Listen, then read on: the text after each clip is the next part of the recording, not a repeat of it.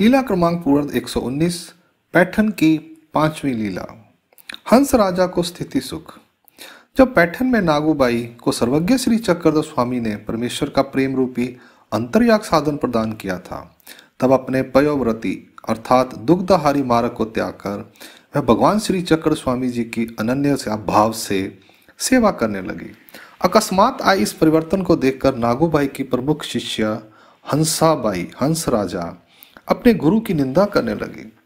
पैठन में निवास करने वाले वामदेव नामक संत महात्मा वह पांडे से कहने लगी कि नागूबाई अपने श्रेष्ठ धर्म पयोव्रती मार्ग को त्याग कर किसी अन्य अपरिचित महात्मा की सेवा में जुट गई है। प्रतिदिन उनकी पूजा करती है, उनके चरणों का चरणामृत लेती है, उनकी जूठन खाती है। इस प्रकार की बातें वह प्रतिदिन जाकर उन्हें बताती। वह नागूबाई के किसी काम में उसे सहयोग न देती। कुछ समय बीतने के बाद एक दिन बाईसा ने श्री चक्रधर स्वामी से प्रार्थना करते हुए कहा,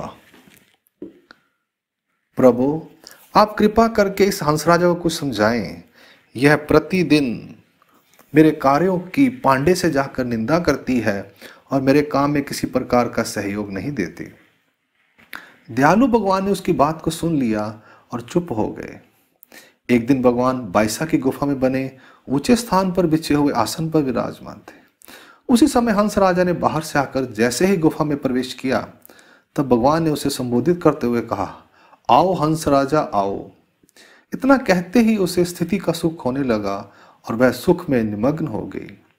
इसी प्रसंग में भगवान ने बाईसा को शब्द वेदी रस का दृष्टांत निरूपण किया। किसी एक महात्मा की झोली में शब्द वेदी अर्थात शब्द से बींदने वाला अथवा आकर्षण करने वाला रस पड़ा हुआ था। वह महात्मा झोली को लेकर मार्ग में चल रहा था। रात के समय नगर में बर्तन बनाने वाले गर्म तांबे के पत्रों को ठोक रहे थे, तांबे के बर्तन बना रहे थे। तांबे से उठने वाले शब्द की ध्वनि झोली में विद्यमान शब्द वेदी रस को स्पर्श कर वापस तांबे के बर्तनों में सिमट रही थी।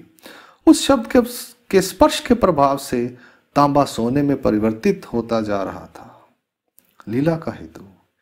एक दिन हंस राजा बाईसा की कुटिया में प्रवेश कर रही थी, तब भगवान ने अपनी मधुर वाणी में कहा, आओ बेटा हंस राजा। ऐसा कहते ही उसे अष्टो देवयोनि देवता का स्थिति सुख प्राप्त होने लगा। उसने भगवान के चरणों को स्पर्श कर उन्हें दंडोत प्रणाम किया और वहां पास में ही बैठे हुए वह स्थिति सुख में लीन हो गई। भगवान की कोमल वाणी से हंस राजा को भगवान के प्रति वेद अर्थात आकर्षण हो गया। अष्टोदेव योनि देवता के सुख में भी लगाव अधिक होता है।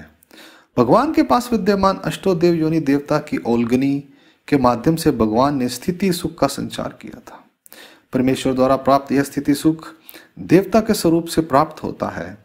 इसमें सुख का उत्कर्ष अधिक होता है। इस स्थिति सुख के प्राप्त होते ही हंस राजा के मन में भी भगवान के सेवादास्य करने की भावना उत्पन्न हो गई।